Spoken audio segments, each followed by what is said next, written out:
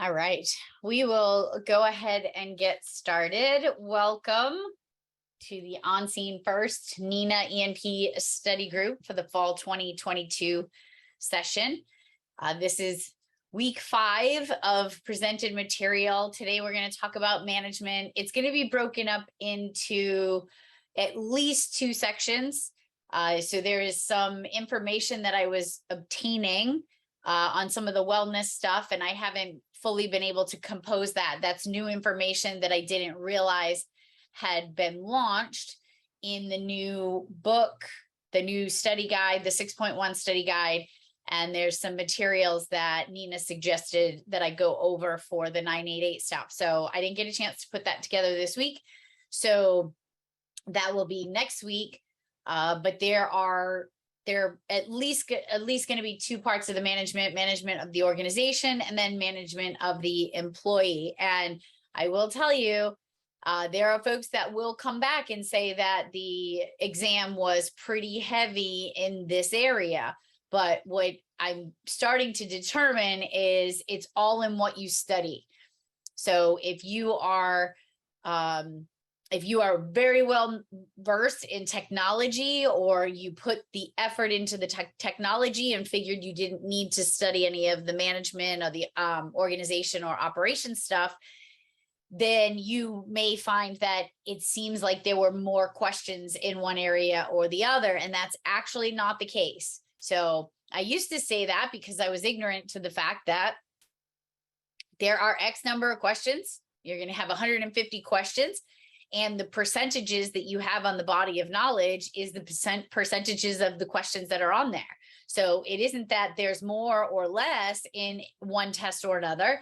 It's where do you feel the strongest or the most confident? And I've noticed that when I have friends in 911 family members that take the exam and they're very heavily focused on the technology, they will make reference to there being a lot of operations, and vice versa.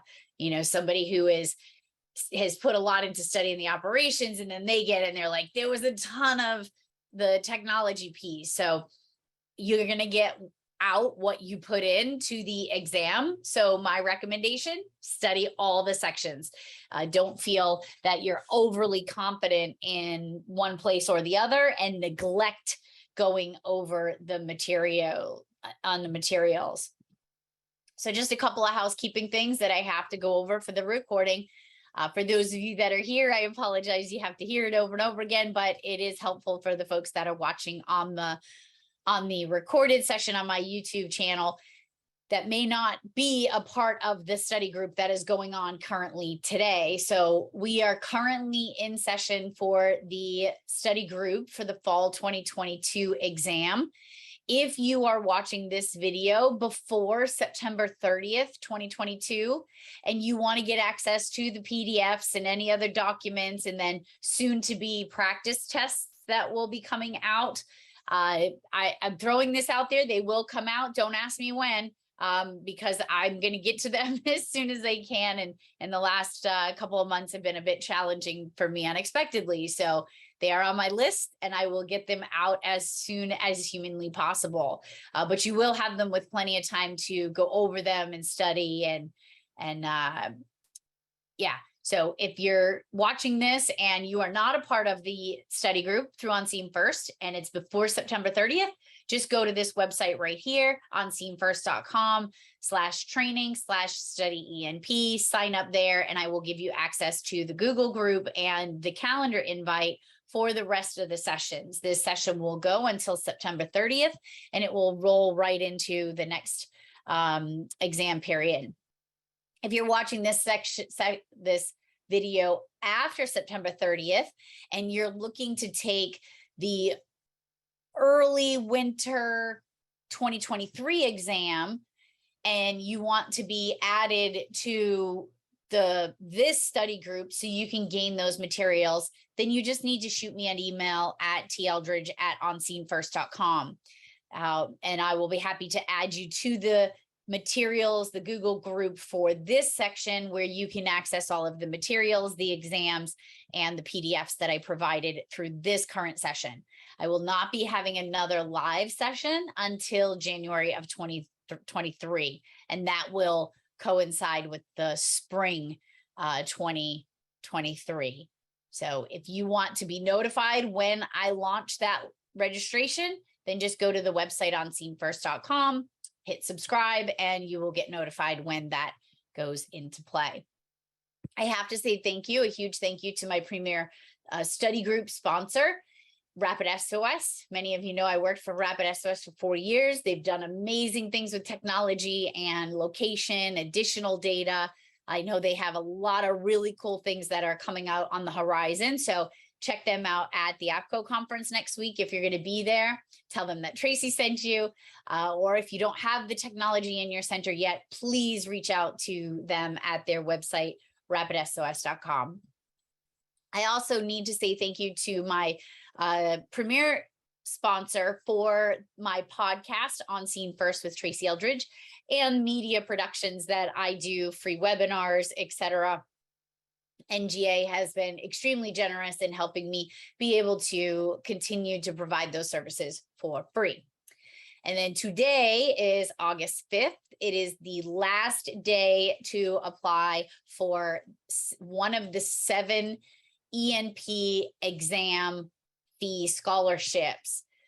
So if you are interested in signing up for the scholarship, you need to get that in by midnight tonight. There are no exceptions. There has been plenty of time to submit. So I have a really hard time giving anybody any additional time. I know stuff happens. Believe me, it happens all the time.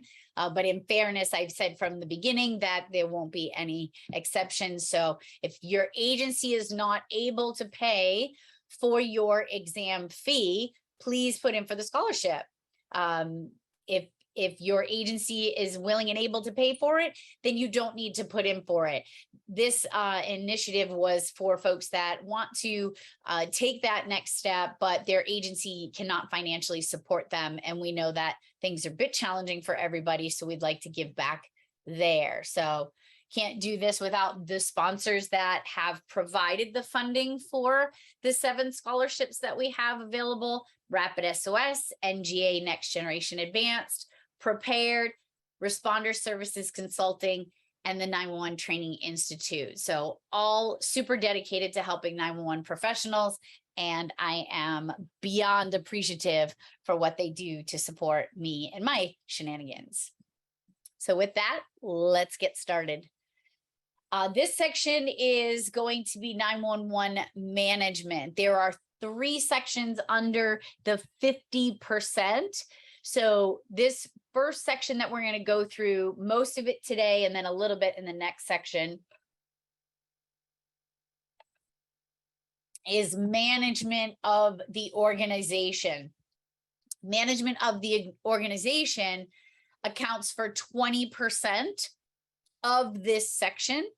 Management of the employee is going to cover 25% of this section, and then legislation will cover that additional 5%. So between this session today and hopefully next session, we will have covered the entire 50%.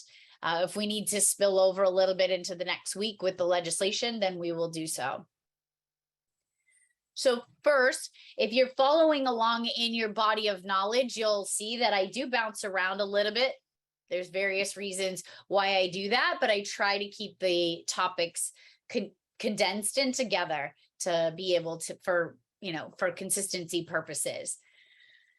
So when you go through the manual, you'll see that sometimes the body of knowledge matches up to the study manual and sometimes it does not.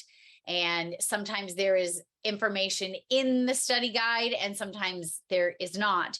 And sometimes there's stuff in the study guide that is not on the body of knowledge. The body of knowledge is really the places where you have to heavily focus, but there are things that are from the manual that are not on the body of knowledge. So I try to make it a point to get you all of the information that's in the manual that is pertinent, something you wouldn't necessarily know, or is just new to the industry and that folks may not be aware of.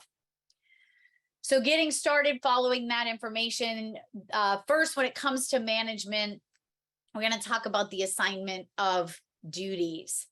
So a unique skill set should be taken into consideration when selecting someone for the task. Unfortunately, a lot of times folks just rise up through the ranks because they've been there the longest. Maybe they test well, but it's important that we make sure that all the components of a skill set are in place for whoever takes over in a position of leadership. And right now, when I refer to leadership, I'm referring to those that have a title or a white shirt or some stripes or a different color badge. I believe everybody in the center is a leader in their own way, but when we're specifically talking about the management of the organization, it's going to be that person that holds the title and the responsibility of handling those that are in their charge. Okay.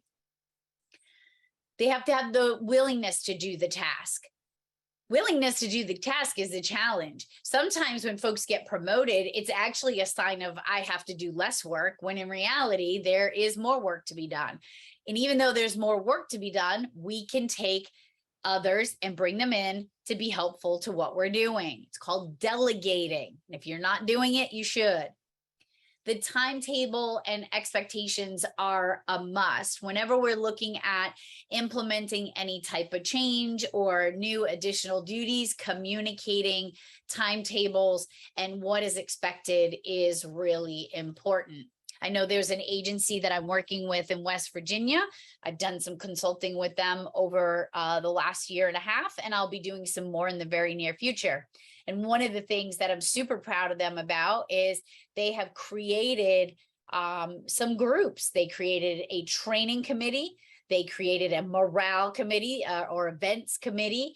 They created the policy and procedure committee.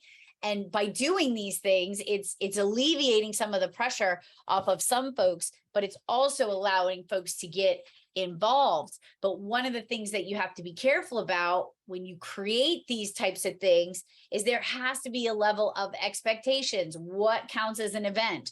What doesn't count as an event? So laying out timelines and how often, et cetera, is important in the assignment of duties. Compensation. Does anyone get additional funding or a bonus for doing any additional duties? This is always a touchy subject. You know, there are folks that are doing quality assurance. Some may say that those that are doing training should be receiving more compensation. I agree. If you're doing quality assurance, you should be receiving an additional compensation, at least at minimum, to pay the copay for mental health professionals, because it's a hard thing to do, is listen, you know, not only listen to the calls once, but listening to them over and over and over again. So assignment of duties and taking into consideration things like compensation for additional duties. So we're going to break down a couple of sections in the management of the organization, and part of that is budgeting. There are two categories of budgeting. And for the most part, most 911 agencies don't work too much or see too much in the area of the capital budgeting. Some do if they're going to undertake a huge upgrade to their 911 center, their CAD system, their radio system, their phone system, their consoles, etc., renovating the 911 center. That's more where you'll see the capital. But most often, our 911 centers are dealing with the operational budgets. Operational budgets span a period of 12 months, and it deals with the operational costs. You know, you look at your staffing, you look at paper, toner, chairs, headsets, things that are within our everyday operational budget. And then the capital is more long-term purchases, like things that are going to take a while to pay off. It's usually a 5-year. Many agencies use a 5-year commitment or understanding when it comes to their capital budget. And this is, as I said, when we look to make major purchases such as CADs, radios, renovations, etc. And again, not many 911 centers are the ones that are footing that bill. Sometimes it's the host agency, whether you're located in the police department or the fire department. Then there's a needs assessment. So as far as our budget goes, we base our budget on what our needs are, and we have to be able to project out and see what the needs of the department are going to be. Okay. So as we start to assess the needs of the department, I should have put this first, but it can be broken down into 2 categories: a must-have and it would be nice to have. Okay, so the exact needs and requirement must be defined, and this can be by your staff or a study. You know, when we're getting ready to do our budgeting, what are some things that you think that we need to better, you know, the productivity, to better the, you know, the morale, to better the retention, things like that. Agencies that are going through high turnover, majority of it is people led. The reason why people are leaving is because of other people. And we're seeing that in a few studies, which is disheartening. But if they're working in a 911 center and it's dilapidated or outdated, or, you know, their computers constantly freezing, or their chairs aren't working, or they're sitting in a folding chair for 12 hours a shift, you have to do a needs assessment before you can complete any type of effective budgeting. When it comes to decision making, before any action is taken regarding major aspects of the PSAP, an evaluation of various options and alternatives should be conducted. There's a few areas that we need to investigate before just making a knee-jerk decision or just making a change in policy or procedure. But first, we'll talk about the politics, the political aspect of it. You know, what makes sense from an economical and technical standpoint may not make political sense. Okay. And when I say political sense, I'll give you an example. My 911 center was absorbed by a regional agency. And what happened is you had some folks that were working behind the scenes. There were folks that were not brought into the decision-making that should have been brought into the decision-making. It was being done because they saw a financial gain, but yet it wasn't necessarily, it's not what was done, it was how it was done. But there were many political factors. There was the changing of the guards when it came to the selectmen. It was their platform to save money, etc. So keep that in mind. Technological matters. Are there resources in place, or does there need to be some type of implementation? When I was working with Rapid SOS, we were, you know, very adamant about the simplicity about bringing in Rapid SOS technology. The majority of the time, it was the flick of a switch in their integrated solutions, but there were other places where we had folks that wanted to have access to the web browser, the Rapid SOS portal, but their IT folks were like, absolutely not. We're not opening up our system. This is dangerous, etc. Well, we know now that Rapid SOS's portal is in over 5,000 of the 6,000 911 centers, and it was a very easy solution and doable. So again, it was a decision making. My IT won't let me do that, is going through the motions and making sure. So technological is another decision making consideration. And then the human resource factor. How is this going to affect the human aspect, the human architecture? You know, we have a lot of architecture in place in the 911 center, but the most important is our human architecture. And whatever we're going to do when it comes to decision making, how is this going to affect our folks? I heard an agency recently is going to be moving from their 10-hour schedule. They were doing 4 10-hour days, and their administration just arbitrarily said, we're going to go to 5 8-hour days. That's a problem. That's upsetting the apple cart. That's changing the livelihood of some folks, and you really need to be careful of that. How is it going to affect your staffing, right? Operational, does the solution or service make sense for the organization? Emergency medical dispatch. That's a hot topic for some folks. Some folks say that if you're a one-person 911 center, you cannot do EMD. I beg to differ. My folks were very effective. Actually, it helped them in a very positive way, effectively process EMS calls, and it allowed them to provide a service to the caller that left the caller and the call taker feeling much better about the situation. And it identified priority situations. But there are some agencies that just don't have the bandwidth or the call volume or the time to be doing something like EMD. Now, I'm not going to get into the EMD versus not EMD mandate in any situation, but that's what I'm referring to with operational. How is it going to affect the organization? This also refers to when you're implementing new technologies. There's a lot of folks that when you implement new technology, they lose their ever-loving mind.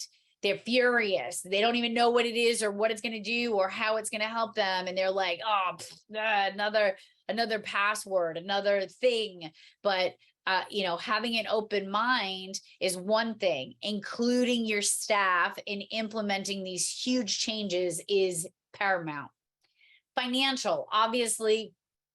Is it cost effective? Is it reasonable? Is it out of reach?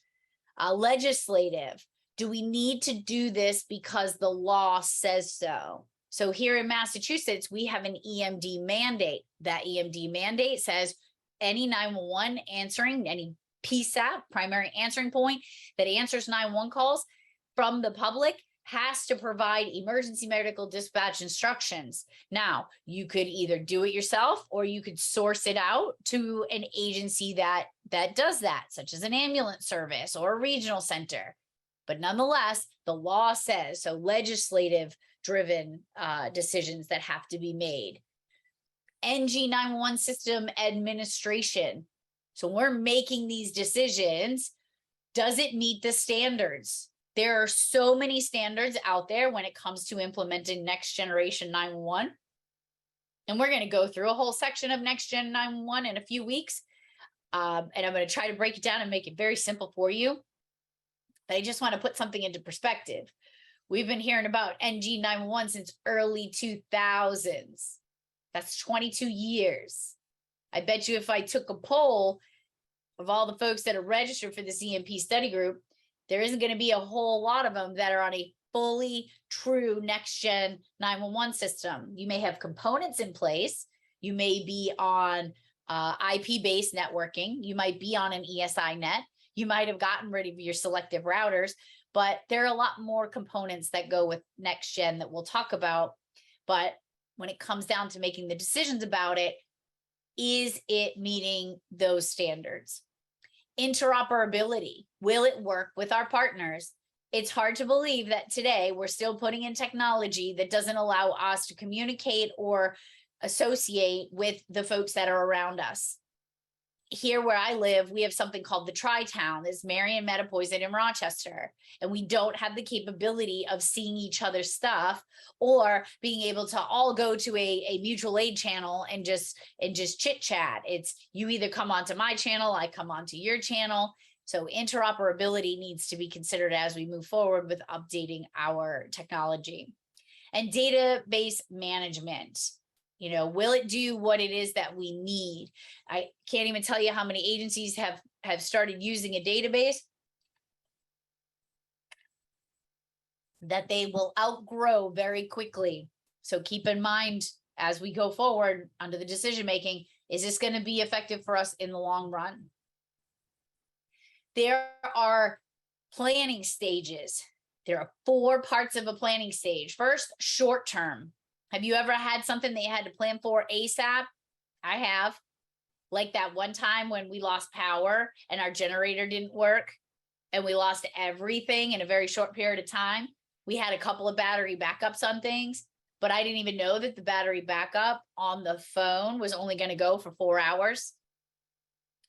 So that was something that we had to fix in the short term. We had to get that taken care of because we couldn't be without a phone system again in the near future. Long range, strategic. Why are we putting this in place when it comes to any type of planning? You know, does it make sense? Is it logical? Are we just doing it just to do it? And then when we're planning, we have to take into consideration the continuity of operations. Do we have to upset our operations? Can we work around our operations, or do we have to shut everything down? A lot of agencies will want to make major improvements to their 911 center, so they'll move to a backup center. If you don't have a backup center, you might have to work within the confines of that particular situation. Then there's the procurement phase. And again, if you're taking this exam and you haven't sat in a director's position, these are pieces that you may want to spend a little bit of extra time with to truly understand what they are and what each one of them does. So in our procurement phase, a lot of places have a procurement officer. They're the folks that will basically set the rules on when the procurement officer needs to be identified, when the what the process is, how much, you know, are they willing to spend, what are they looking for, etc. So that procurement method, procedures, and laws vary by locality. So I don't think you're going to see on the exam that they're going to be asking for specific amounts. Like I know in my jurisdiction, if I wanted to spend anything over $3,000, I had to go through a procurement process to make sure that it's fair and that I'm not just giving a ton of money to somebody who I want to give the money to, when in reality, there should be a process that is being followed. If you're not sure, ask. Find your procurement officer and ask them to clarify to you when are we going through the procurement process? Because if I wanted to buy paper, if I wanted to buy a chair, as long as it wasn't over the amount that was set forth by my governmental agency, then I was good. But if it was over that amount, I had to go through this process. So once your needs are determined through a needs assessment, the RFP can be developed, and the RFP is a request for proposal, which we'll talk about in just a minute. The RFP will be listing the information that they want and the rules that the vendors must follow. So an RFP is basically saying, we have done a needs assessment and we need a CAD. And that CAD has to do the following things, and they have to be in place by this time. So you're giving a full understanding and disclosure to the folks that potentially want to participate in this RFP application. There must be public advertisement. So just putting out an RFP, but not really advertising it or only sharing it with certain people is going to get yourself in trouble. All of the procurement phases must have a deadline. Okay. There is pre-bid and there is pre-proposal. There is communication behind those things, and we'll talk about that.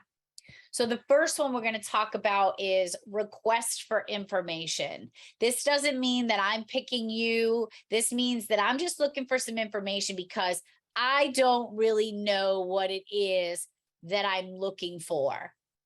And I'm not sure what it entails. And I'll give you an example just because it came up recently is during Telecommunicator Week, Jeremy DeMar and I did a National Telecommunicator Week giveaway. We went live every night during Telecommunicator Week at 7 p.m. I got folks to register and I pulled their names and I put them in a spinny wheel and I clicked the spinny wheel and I picked the name and I gave away prizes, and it was amazing. It was so much fun. but I didn't know what I wanted in the spinny wheel. And I know this is silly, but it's an example, and it's a silly example, and maybe this is going to help you remember it. But I didn't know what spinny wheels entailed. And I had somebody offer to help me. And I said, but I don't know what the benefits are to the spinny wheels. Like, I know that I want to be able to just put the names in there, and I want to be able to take my spreadsheet list and put it in there. I know that when I spin it, I want the name to pop up in front of me. I don't want advertisement, etc. So I put these things down, and I'm like, well, I don't really know what your spinny wheel does. So I'm going to put out a request for information to say, hey, what does your spinny wheel do? And now everybody that provides spinny wheels is going to send us by date, by time, by listed, whatever it is that we wanted. They're going to be able to send us a list that says, well, my spinny wheel has 47 different colors. My spinny wheel shoots off fireworks when the person's name appears.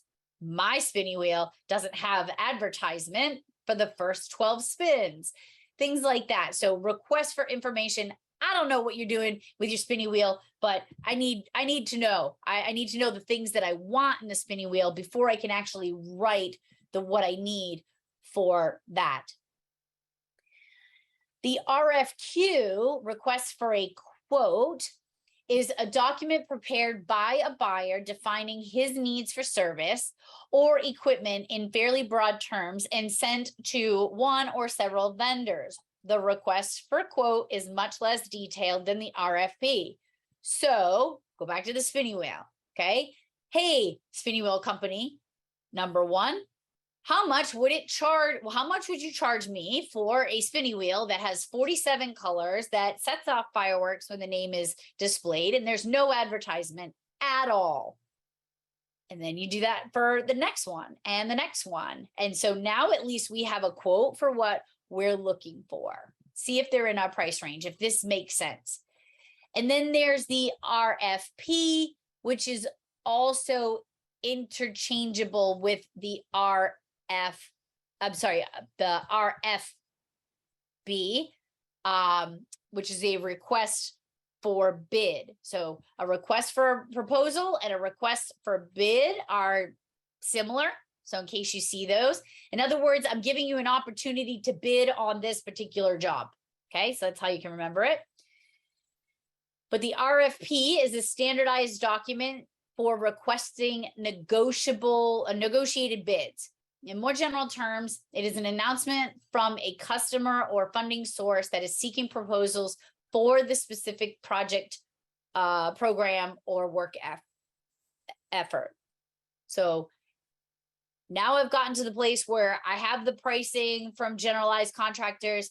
Now I'm going to list everything that I want in there. Maybe I decided I didn't want the fireworks, whatever it is. Now I'm going to put it out an RFP, and that RFP is going to go out. It's going to be advertised in places where these types of vendors are able to see it, and then they're going to make their RFP. Sometimes they're super detailed, and sometimes they're pretty generic. So it depends on what it is that is being sought after.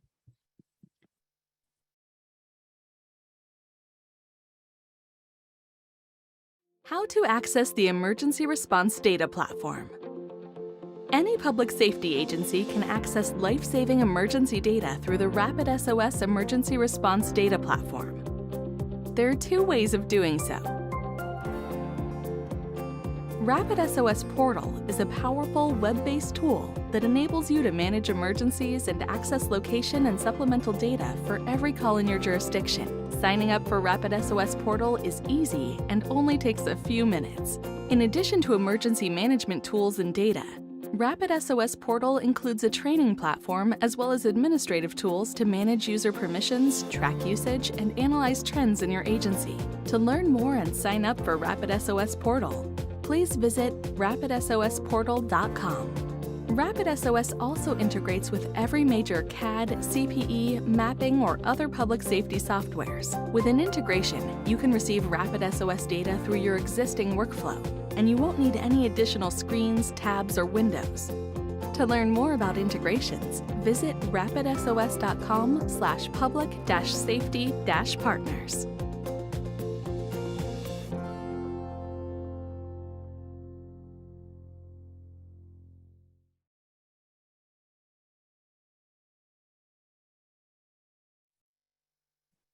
Hold on 1 second.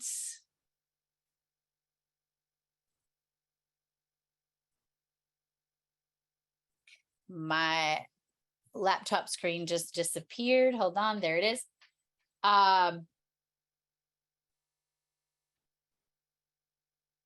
So there is a document here that Nina references in the manual.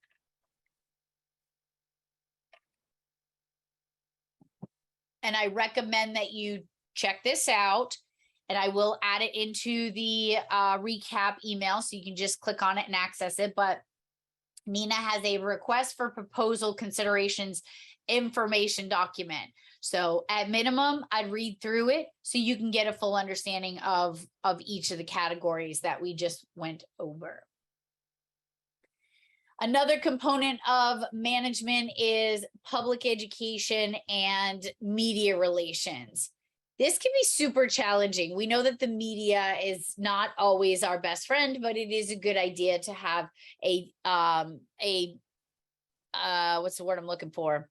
A predetermined relationship with these folks. If we have a relationship with these folks, sometimes life is a little bit easier than if we try to, you know, push them off all the time.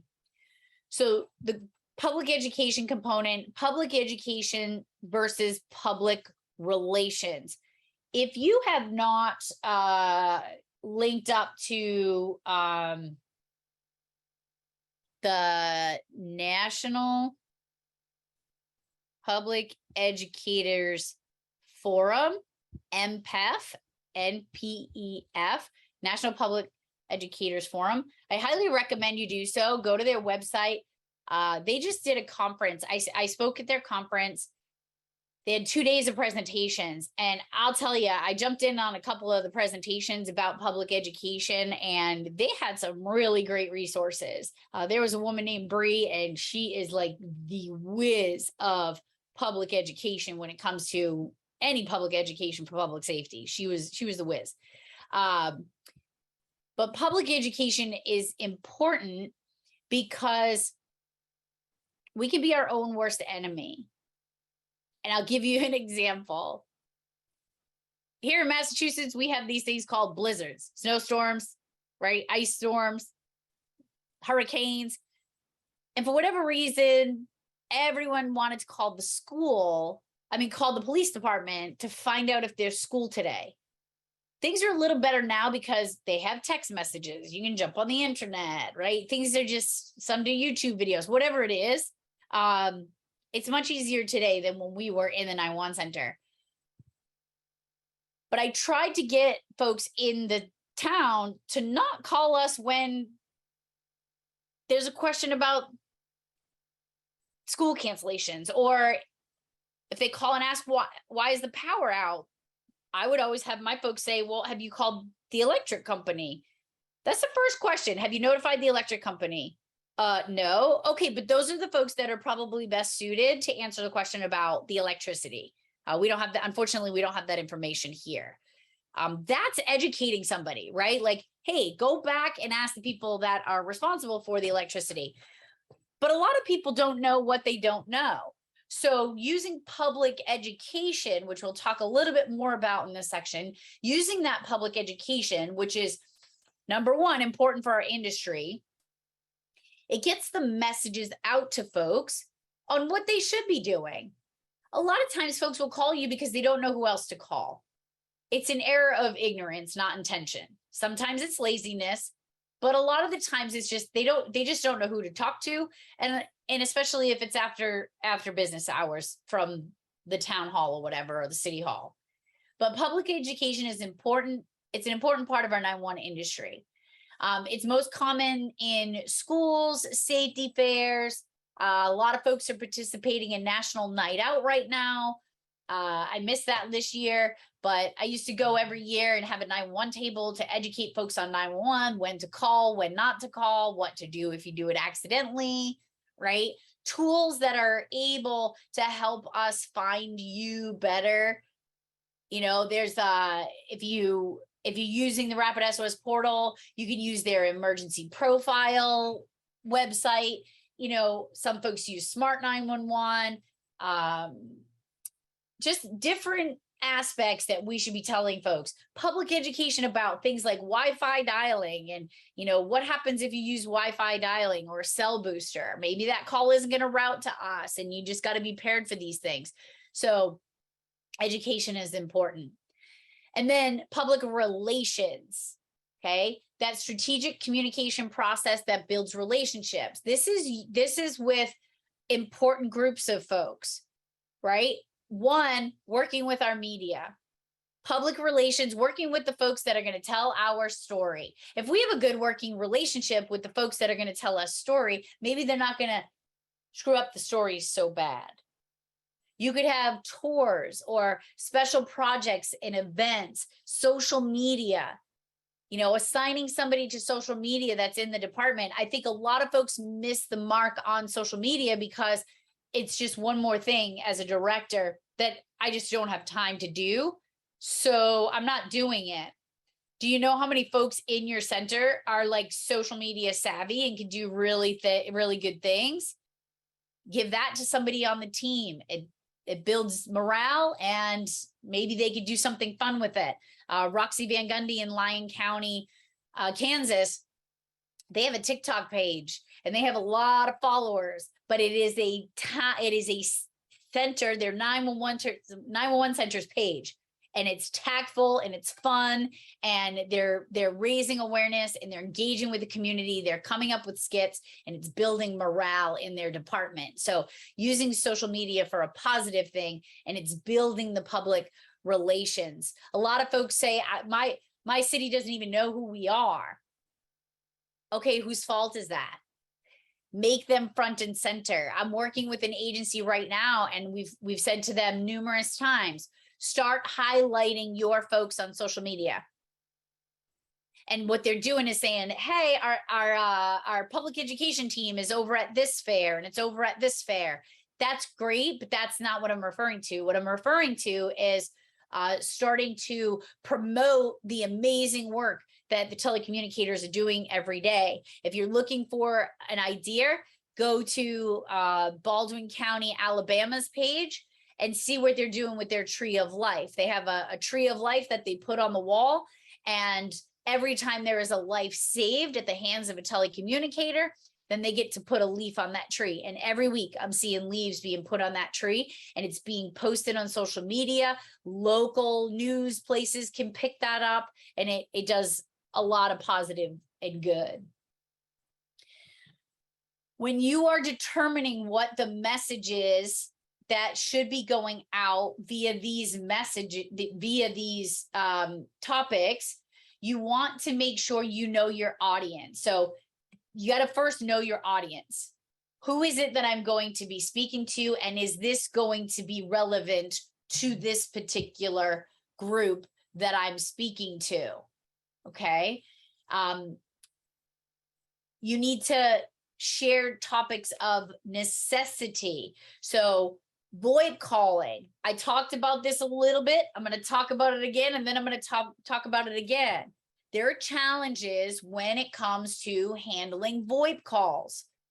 VoIP calls come in on multi-line telephone systems at times, and there are shenanigans that happen. A lot of you have reached out after my session.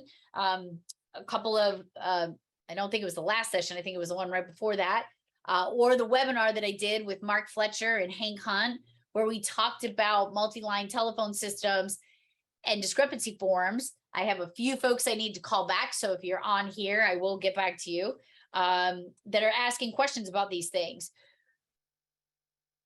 We need to educate the public on VoIP calls. Wi-Fi calling. I had a few folks in my town, the calls went to Northern 911 in Canada because they were using T-Mobile's Wi-Fi dialing and they didn't provision the address properly. Well, use that as a message. Carrie's Law and Ray Baum's Act, educating the community. Shanna, if she's on right now, kudos, you know how I'm feeling about what you're doing. If you want to get in touch with her and see what she's doing, she's actually going to be on my podcast in the near future. But after seeing my study group on discrepancy forms, as well as the webinar that I did with Fletch and Hank Hunt, she has hit the ground running, and she has formulated a draft letter that is going out to all the businesses in their jurisdiction. And they're basically saying, hey, this is what you need to be compliant. We recommend that you test your calls. It is an amazing program that is like launching off the ground, and they've already identified several folks that would have had issues if they called 911. So kudos to you, lady. Wireless location. A lot of folks don't realize that their wireless location is, par at best, right? We are getting better. We're getting better because the carriers are starting to deliver device-based location. We're getting better because we have things like the Rapid SOS portal. But nonetheless, folks still need to know that if you call 911 from your wireless device, be prepared to tell me where you are. And there are a lot of folks that don't even know that they have tools within their fingertips that could help them in an emergency. Right? So making suggestions like having the Compass app on your phone, or using Google Maps, or, hey, lady in the corner of my room over there that plays my Ed Sheeran radio.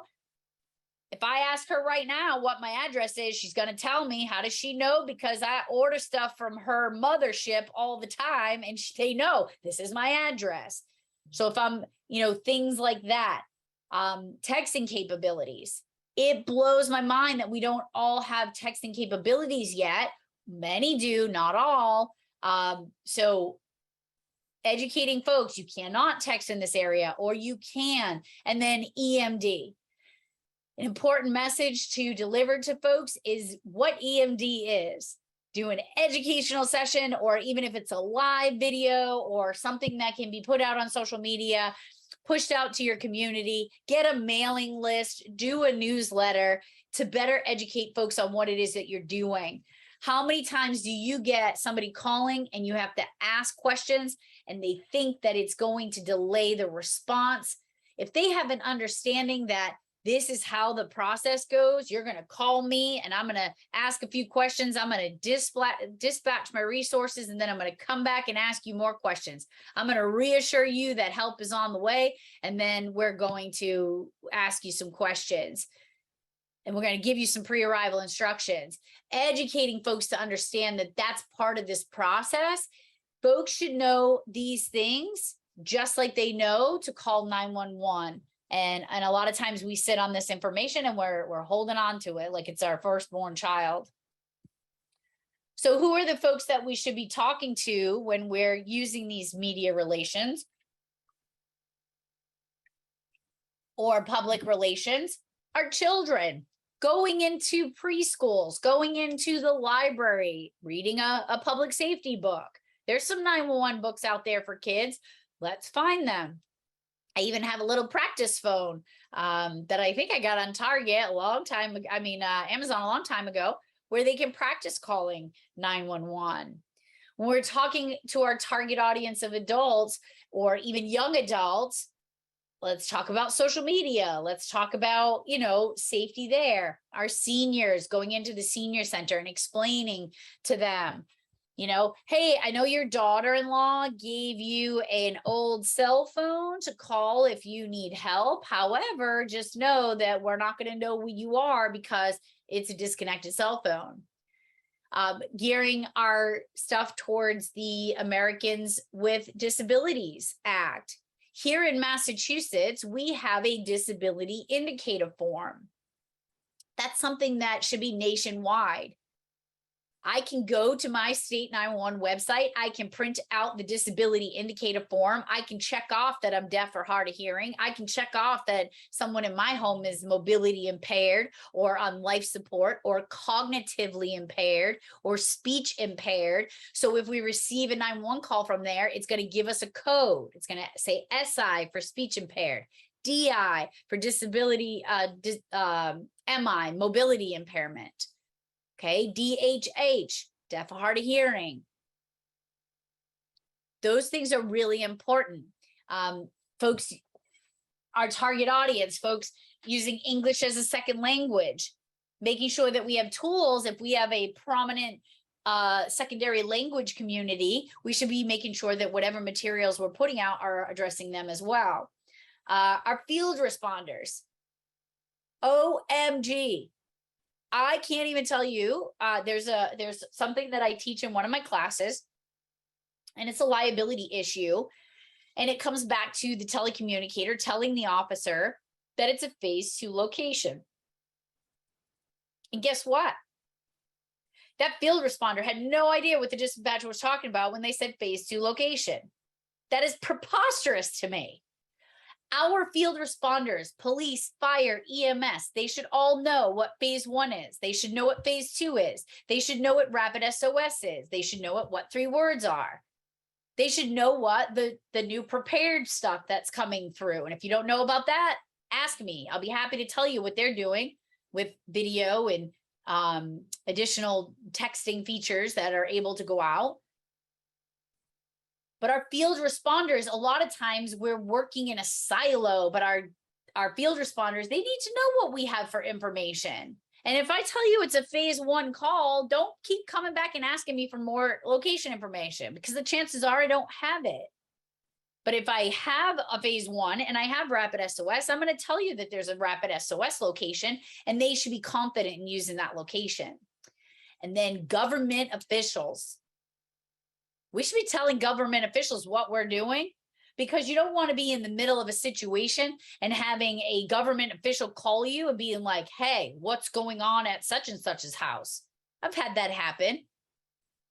Or them just not understanding what it is that you do every day.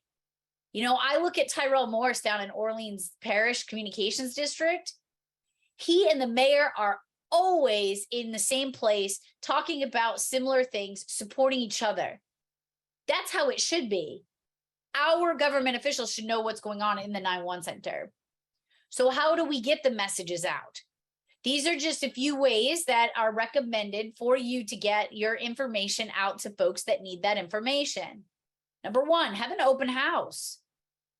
Figure out a manageable time of day and invite folks to come in and see what it's like to be a 911 telecommunicator, but make it worth it for them.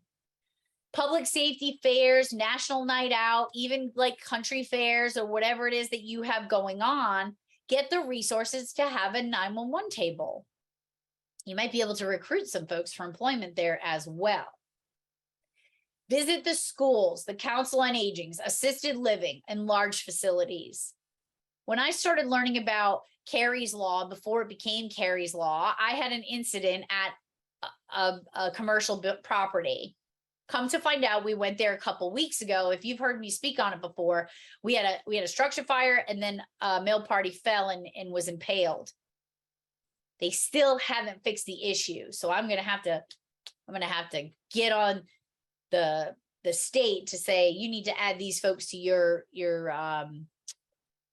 non-compliant list. But going out to these places, having communications. I went to the schools that were in my jurisdiction. I created a document for the schools, because what was happening is, and I don't know where this protocol came from, but I wasn't involved in it. Fire and EMS weren't involved in it. Police weren't involved in it. Is that we would get a call from the front desk at the front of the school. So what folks were doing is there would be an incident in a classroom, like 14-year-olds passed out, and they were being trained to call the front office, and then the front office would call the dispatch center. That doesn't even make sense. That shouldn't happen. So I went and I met with the folks and the powers that be, and I explained to him, no, we need the call to come from the room. You have phones in every single room. You should be calling 911 right from the room. And in fact, you should have on-site notification, so your nurse gets notified if there's a medical emergency, or the front office gets notified and can notify people accordingly. We want somebody at the front door to lead them in, to show them where they need to go. Because just because you tell me it's door 23, I might not know where door 23 is. So we have some big facilities in our jurisdiction that have that. We should be getting that information to folks. Printed materials, mailings, newsletters. If you haven't been on Canva, Canva is a really cool program. You can make some really cool flyers on there. Make up a newsletter. You can create a Google form. If you don't have it on a website or you're not computer savvy, create a Google form to capture, a name, a phone number, an email, and send out a newsletter once a month. I was doing mailings once a month. Like, hey, when the power goes out, call Eversource, 1-800, whatever. If there's a school cancellation, please refer to your local radio and television station. If it's a Monday holiday, no, your garbage will not be picked up until the following Saturday. Like, it's just being able to engage is really important. Electronic media, email lists, text messages, social media, as we talked about, billboards, PSAs, using your local news. If you've implemented a new technology that's going to do great things for your 911 center, why are you not engaging the local media to say, hey, look, we have this new technology and it could help save lives, but this is what we need from the public. And then partner with other companies. And I mean, police, fire, EMS. Did you know that your fire departments go into the schools and all of the buildings, all of the commercial buildings, to check their fire, their sprinkler systems, their fire alarms? They have to do those inspections every year. Why not hand them a newsletter to say, hey, this is some stuff that I would like you to talk to these folks about, or I would like you to hand this on my behalf. Or if you know they're going, have your own open house and give them their invitation through the fire department. Saves you a step. We could use colleges and vocational schools and marketing interns to create things for us. So our vocational school has a printing program. A lot of times these colleges and printing programs and marketing interns, they'll only charge you for the materials. Use the Boys and the Girl Scouts. Use fire and crime prevention officers, nurseries, nurses, teachers, daycare centers, churches. There's so many community resources out there that we can utilize. When it comes to talking to the media, first of all, unless you are a public information officer, you should not be speaking to the media. This is a problem. It's a problem that happens more than we care to admit. In other words, my telecommunicators, they were not allowed to talk to the media with the exception of this. I have nothing to report at this time versus no, there's nothing going on, because they know there's something going on. So I'm not going to lie about it, but I have nothing to report at this time. May I have your fax or email? And as soon as we have a press release, we will send something out to you. Okay. Sometimes we would give them a heads up. If we had a major incident going on, we would have their contact information in advance. We'd say, hey, look, we have a major incident going on. You don't need to call the dispatch center. As soon as we have something, we will get it to you. Using a press release template where you can just plug in information. Make sure that the public information officer or the press information officer, whatever it is that you call it, you are keeping up with who's who in the media world. Who is the Channel 5 representative for my area? Who is the local newspaper representative for my area? And build a rapport with them. Bring them down. Have some lunch. They all know each other. They all see each other. So you could have a little luncheon, or maybe bring in some cocktail weenies, or some donuts and coffee or something, and say, hey, I'd like us all to be on the same page, because when we have a major incident, the last thing my telecommunicator needs is you guys calling in the middle of it. I want you to know I will get something out to you. Give me the name and the email of the best person to reach in that situation. Because when you build that relationship, it's going to fare much better for you than if you don't. Okay. If you're going to have an event, let them know in advance. Okay. You are the one that can take control of the situation. Tell them what you need and be prompt. Okay. If you need something from them, let them know.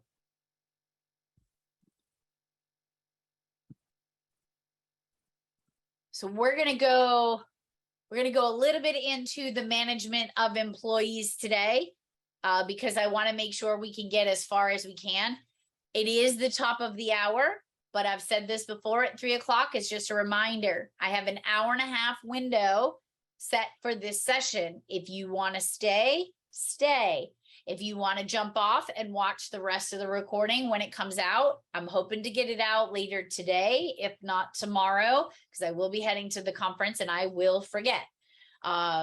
So I'm going to go for a little bit longer today, and I hope you stay. If not, you can catch it on the recording.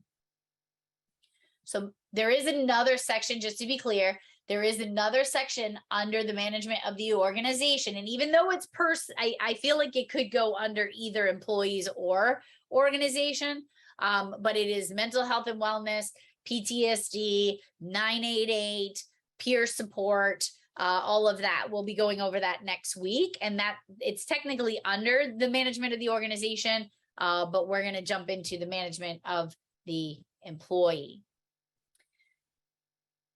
25% is from this section right here. So just a few tidbits. I hope that you can agree with me. The single most important component of the PSAP is the human being. We spend so much time trying to get the policies right, get the training program right. But at the end of the day, the person, the human factor, is the most important piece in your 911 communication center. Anytime major changes are taking place, they should be included. I mentioned the agency that's just upheavaling their scheduling. That's something that affects people in their home life, in their social life. You know, if you have somebody, if you're going from, you have your 10-hour days and they have a class that they attend on one of the days off every week that helps them with their mental health. Now you've just ruined that for them. Childcare purposes. They have 4 days, now they need 5 days. So any major changes that are taking place should include the telecommunicator and how it's going to affect them. While salary is important, lack of other benefits will have a negative impact. Lack of training.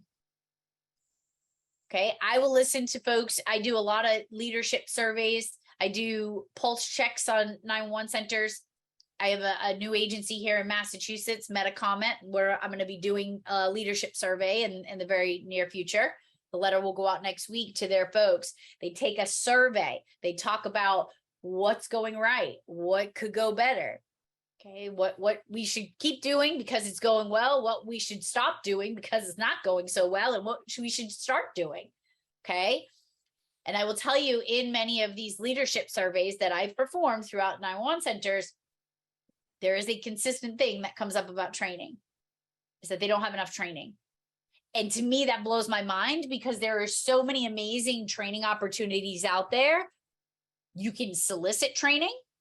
Like my company On Scene First, we provide training, or you can seek free training. Many of the chapter conferences, APCO, NINA, they're providing free training online. That's recorded. I have training. You go to my website and go to training under webinars. There's already 2 webinars there that folks can watch on demand. There's no excuse for not enough training these days. Can there be too much training? Yeah. But there's got to be some. Growth is another issue that pops up. Why folks are leaving? There's no room for advancement. And while I'm not saying just make up shifts, sometimes you have to evaluate like whether or not there should be more shifts. I'm working with the city of Cincinnati. They just took on 311. There are advancements there where folks can, as we move forward, there's going to be positions that are associated with 311. They're implementing more quality assurance folks. They're bringing on actual quality assurance folks that are just going to be doing quality assurance. Seeking out ways to give somebody more responsibility and level them up is really important. Their environment. Right now, we're in a toxic environment in many 911 centers. And again, it comes back to the human factor. We don't understand each other. We're not taking care of each other. We're not being polite to each other. In fact, we're being unkind to each other. I do understand that everybody's tired, and I understand that, you know, we have a lot of things that could be better, but we have to get better at our environment. And the working hours are also having a negative impact. You know, the folks that are moving from the 10-hour to the 8-hour shifts, when they get stuck now, they're going to get stuck for at least 4 hours. So now they've moved to getting stuck on a 12-hour shift.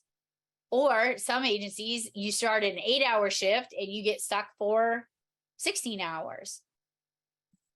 Okay, so just keep those things in mind. Staffing and schedule. Work schedules have a significant impact on the staff, which you just talked about. Labor costs are often the largest budget item. So if you were to break down the budget, as far as the people aspect goes, labor cost is often the largest budget in the line item. The goal should be to be adequately staffed. I know, that's funny. That's another whole class that I could do. That's actually what I teach it on Scene First, is how to be better people, how to keep our folks happy, how to improve morale, how to better get along with each other, how to understand different personalities. Okay. Staffing for high and low demand cycles. This is something interesting. I can't remember the agency that I saw do this, but they base their schedule on their call volume. They had shifts, they had swing shifts that would fill in where there were gaps. And what I mean by gaps is, instead of having 5 people sitting around looking at each other for a 6-hour period or an 8-hour period or a 12-hour period, they moved folks around so they overlapped, or they came in for, you know, short periods, and it's working out pretty well. A poorly designed schedule can lead to fatigue, boredom, and turnover. So ask your folks, is the schedule working? If it's not, maybe create a committee to go out and seek a schedule that may work. When my telecommunicators were when I first took over, we were always just 5 shifts. We had the same 5 shifts every week. My days off were Mondays and Tuesdays. That sucked. But when I got into the chief dispatcher position, it was, all right, let's figure out a way that we can be happy with the way that the schedule works. Ultimately, it landed at a 4 and 2 schedule. They worked 4 days, got 2 off, 4 days, 2 off, 4 days, 2 off, and it always rotated. And it worked out very well. You weren't working as much. You weren't working 5 days in a row. Poor scheduling can lead to inadequate time off, which can create a very, very challenging situation. Too many consecutive work days, too long on an undesirable shift. This is something that we don't take into consideration either, is that folks are getting stuck on the overnight shifts when that might not be conducive to their lifestyle, and they're there forever. They don't have shift rebid, they don't have any changes. So it can lead to too long on the undesirable shifts, not having any weekends or holidays off. You have to anticipate a schedule that will allow somebody to be able to be off on a holiday here and there. A major change to scheduling should include those that'll be affected. And I've already said that before. And then union and sworn versus civilian can affect schedule changes. One of the things that we did in our center is they wanted to change how shifts were offered, but they had to give something up to get something. And that's often how it works. So you got to give something to get something. Okay. So what does the data say? I'm not getting into the data because I'm not a data girl. I don't care about the data. I care about the people. Are they smiling? That's what I care about. If they're not smiling, then we got to fix that. And then I guess some of the data will go with it. But There is a document that is worth a read, especially if you're a director, the NENA Communication Center PSAP Daily Personnel Operations Model Recommendation. And you can find it here, and I will link it in the recap email. The development of policies and procedures. So policies and procedures set the framework for how the agencies function. One of the things when I took over in my center, we had no policies and procedures. We had some things written in a book that said, if this, then that, but there was nothing structured. The first thing I did was create a policy for anything and everything that I possibly could. And while telecommunicators may not love policies, they may not love policies being changed often, they may not love them being updated, they may not like new policies. At the end of the day, they like to have policies. One of the polls that I did, they prefer policies over no policies because it allows their butt to be covered. It allows your butt to be covered as a director. A policy, it's important to understand, is a living document, or rather they should be. It should be updated and it should be flexible in a sense that policies are in place that if A, B, and C happens, you're going to do 1, 2, and 3. Sometimes B is missing and D gets added. So there has to be wiggle room for that telecommunicator to think outside the box or be able to justify why they did or didn't do something. They must fill the mission. Okay. And as I just said, they must fill the mission. They must get the responders to where they need to go in the most safest and most appropriate way possible. But sometimes they might have to deviate, but they have to have that flexibility to be able to do so. But there has to be justifiable flexibility. Policies and procedures, training and quality assurance must all be aligned. This allows gaps in each area to be identified. I mentioned the West Virginia agency that I'm working with. One of the things that I did with their agency was I evaluated their EMD and quality assurance program, and we found gaps. And we found places that we had to fill in. And one of those simple gaps, this was something that was super simple, but sometimes we don't see things that are right in front of us. It takes somebody else to come in from the outside. The folks at this agency are using Frontline, which is a company that has quality assurance documentation. It's customizable and it's a really cool and cost-worthy feature. But what we noticed was they just used the default checkoff sheet. So Frontline provides a document, and it's a generic document, but it is customizable.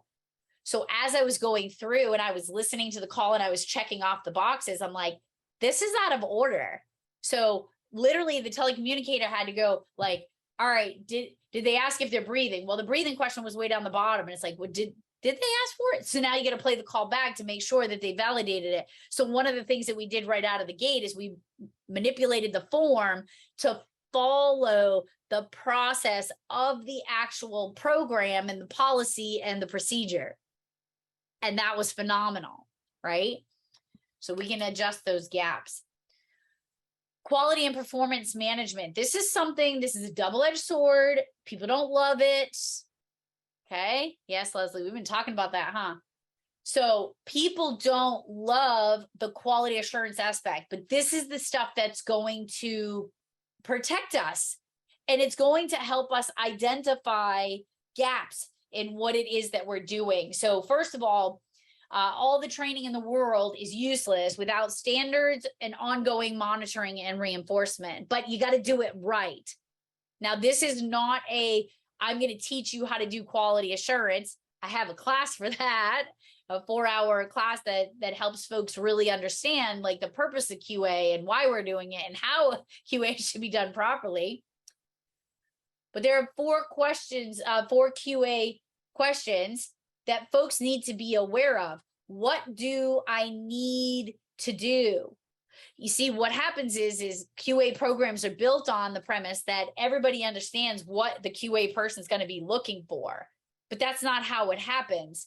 If you have not gone over with your telecommunicators, this is the expectation. This is what we're going to require of you. This is what you need. That agency in West Virginia, I've already told him that I'm stealing it, but he said it's not stealing if I actually ask for it, and I'm going to get my hands on it.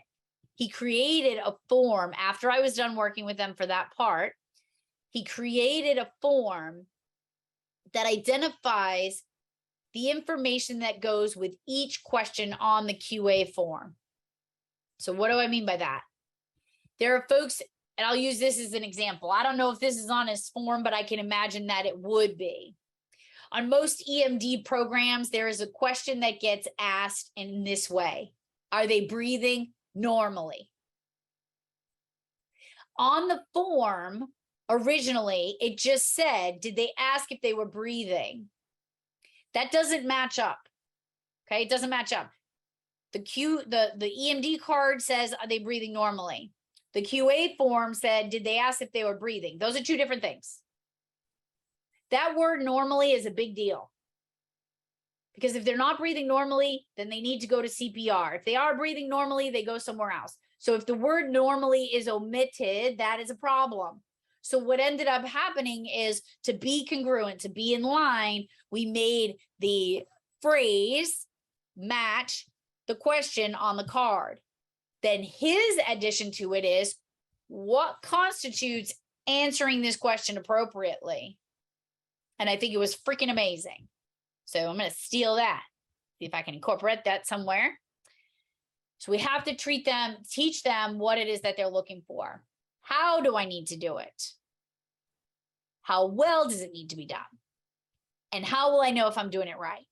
These are the components for quality assurance. Quality assurance best practices. Make sure the whole call is being reviewed. One of the things that we get in the habit of which we have gotten in the habit of, is we QA. Many folks, they're only doing QA on EMS calls. That's a problem. On EMD calls. Most EMD programs say that to be compliant in the program, you have to do quality assurance. So that's what agencies do, the bare minimum. That shouldn't be. We should be QAing all calls, police calls, fire calls, EMS calls. And we should be evaluating the whole call from start to finish. When the 911 call comes in, the radio dispatch, the documentation of it, because why is only one component more important than the other? That doesn't make sense. According to this standard, and I'm going to share the standard with you, how many calls, how many and which calls? A minimum of 2% of your calls. Now, APCO says that you should be averaging 7 to 10%, but the standard says 2%. You're going to have to hash that out with whatever your agency's guidelines say, but the NINA and APCO ANSI standard on quality assurance says 2%. They should be randomly done, and they should be done on all high acuity calls. They don't fall in that 2%. If somebody's unconscious, they're not breathing, if CPR was done, if it was a significant trauma, if there was a life lost, any type of high acuity call should be processed. How to overcome resistance to your quality assurance program. First of all, involve your telecommunicators in the process. There is an agency that I know of that allows their folks to do their QA on themselves. I did that for a little while. I did the QA, but what I did was I would do the QA, and then if I had issues with them, I would pass them off. If there was a call that was not handled properly, I would give the sheet and I would give the call to the telecommunicator and say, hey, listen to this call, and I'd like you to check off the boxes, and you tell me how you feel about how this call was handled. You know what that did? It took the pressure off of me, and it was a truth that they discovered on their own. I didn't have to be the bad guy. They identified it on their own. Now, if they can't identify some of those problems, that's another whole story. Okay. Explain the objectives, clarify how they will be monitored, and clarify what will be monitored. Allow them to listen to their own calls and evaluate themselves on occasion. They must not fear the process. Okay? They shouldn't be afraid of quality assurance. The majority of quality assurance, we should be seeking out several really good calls. But what I will tell you is human nature says, if I tell you that you have done 98 things in such a way that was flawless, if I tell you 2 things that you did that you were wrong, that's what they were walking out with. So you need to be really careful about those 2 things that they just walked out with that are wrong. Those 2 things that they walked out with that are wrong, they better be objective, not subjective. They better be able to be fact-based or proven, not your opinion or feeling. And I know a lot of times we do that. I did that. I would say, I think if you did this, I think if you told them this, I think if you said this way, absolutely not. Did they do it? Did they not do it? Did it have the desired outcome or did it not? Us being nitpicky and going too far is depleting the process for them. Oops.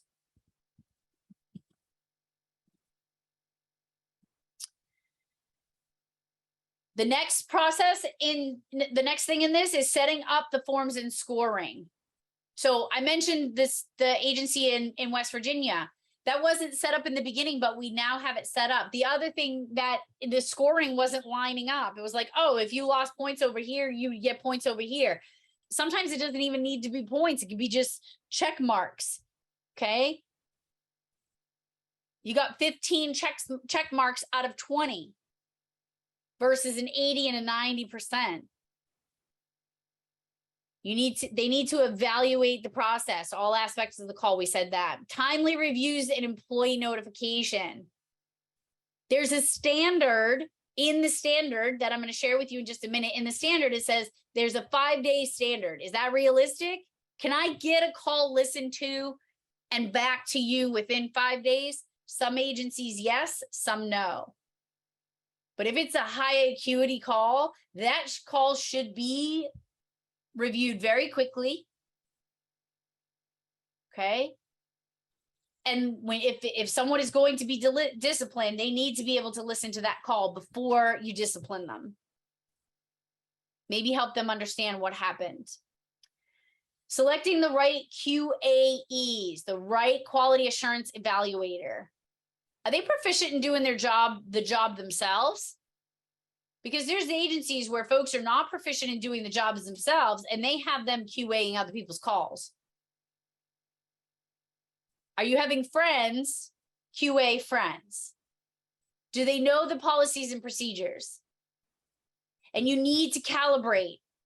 Okay, so that was one of the things that we did in the West Virginia agency, as we picked 5 high acuity calls that took place over the last few months.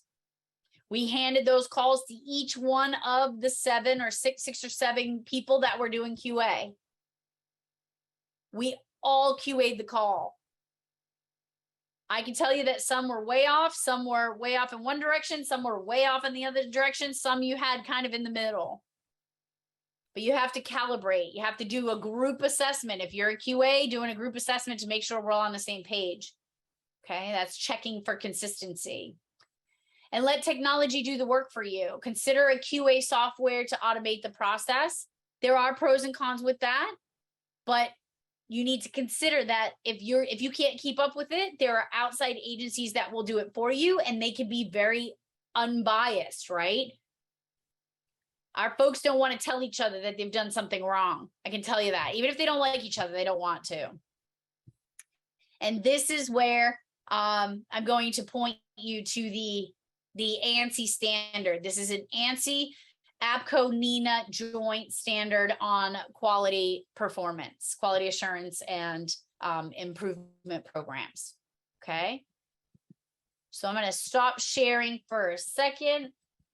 I just want to get to my last slide, because I'm going to go ahead and wrap up for today. Oh, my last slide's a little stressed out there.